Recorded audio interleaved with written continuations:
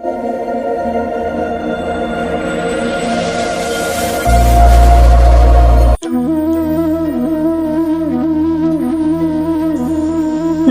সবাইকে, জয় গীতা। ওম অয়ম আরম্ভ শুভায় ভবতু।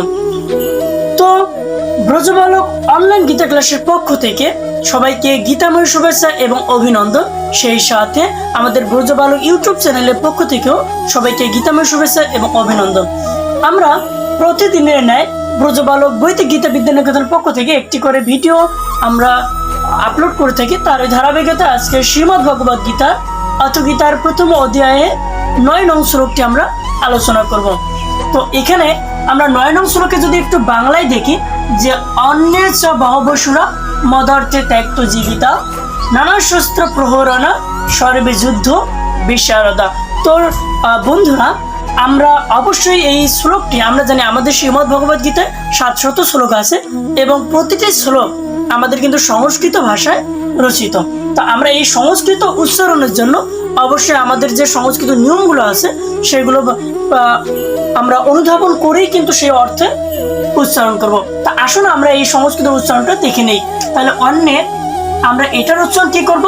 আমরা এর আগে দেখেছি যে জফলার উচ্চারণ ইয়ে হয়, তাহলে অ দন্তে ন, যেহেতু বলছে জফলা সমান সমান কি ইয় অথবা ই অ, আমরা এটা ব্যবহার করে থাকি অধিক সময়, তাহলে ইও ব্যবহার করব। তাহলে অ নিয়ে এখানে কি লিখলাম? অন্তস্থ লিখছি, যেহেতু একার ছিল একারটাও লিখছি। অ নিয়ে স বহ ব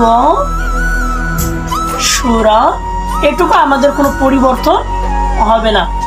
মদ অর্থে এই জায়গায় একটু আমরা পরিবর্তন করব, যে মদ অর্থে এখানে মদ আমরা যদি এটাকে হসন্ত দেই, অটা কিন্তু আমাদের এদিকে আসতেছে। অ অর্থে মদ অর্থে আমরা অবশ্যই এই বিষয়টা আমরা দেখে নেব, যে যদি আমরা এখানে আমরা এর আগেও কিন্তু দেখছি যে কোনো আমরা জানি প্রত্যেকটা ব্যঞ্জন বর্ণের সাথে অযুক্ত আছে। তো এই ব্যঞ্জন বর্ণের সাথে যদি অটাকে একটু সরাই এদিকে লিখি, তার মানে এখানে কি হয়? হসন্ত যুক্ত হচ্ছে। মদ অর্থে ত্যক্ত জীবিতা। আগের মতোই যেহেতু জফলা আছে, আমরা জফলার উচ্চারণ কি করব? ইয় এর মতো করব। ত্যক্ত জি বি, যেহেতু এখানে বিসর্গ আছে, আমরা জানি যে বিসর্গ থাকলে কি হয়, যেহেতু লাইনের শেষে অথবা যদি বলি যে একটা ছন্দের একদম শেষে যদি বিসর্গ থাকে, তাহলে আমরা সেটা পরিবর্তন করব হ, এবং তার পূর্বে যে অর্থাৎ বর্ণের সাথে যে কারটা যুক্ত থাকবে, অবশ্যই এখানে আকার যুক্ত ছিল, আকার হবে ত্যক্ত জীবিতাহা। এবার আসি নানা শস্ত্র প্রহরণা।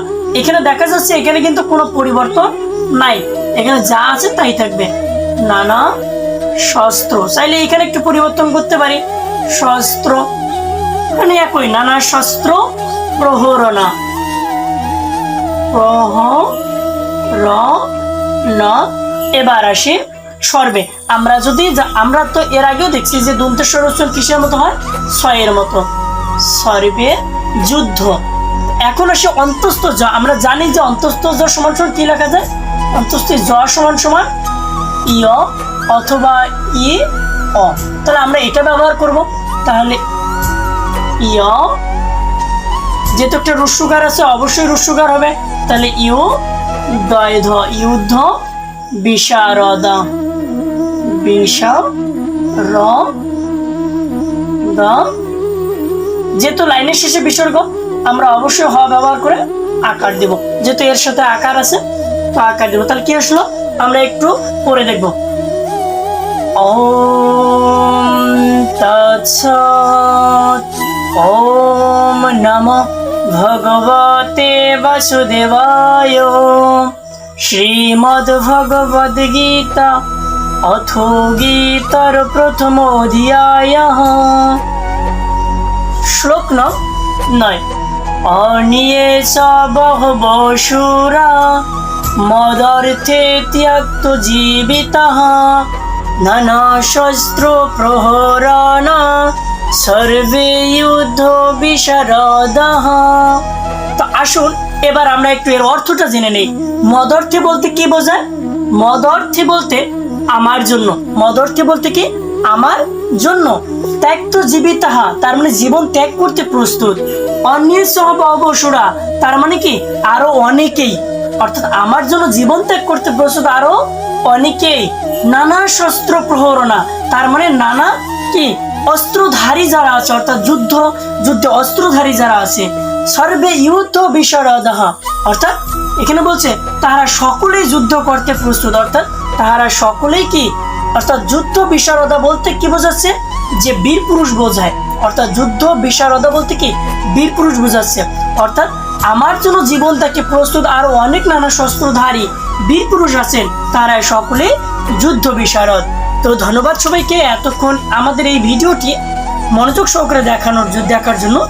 যদি আমাদের এই ভিডিওটি ভালো লাগে অবশ্যই শেয়ার করে দিবেন। তৎসঙ্গে যদি আমাদের চ্যানেলের নতুন সদস্য হয়ে থাকেন তাহলে অবশ্যই চ্যানেলটি সাবস্ক্রাইব করবেন। ধন্যবাদ সবাইকে। জয় গীতা।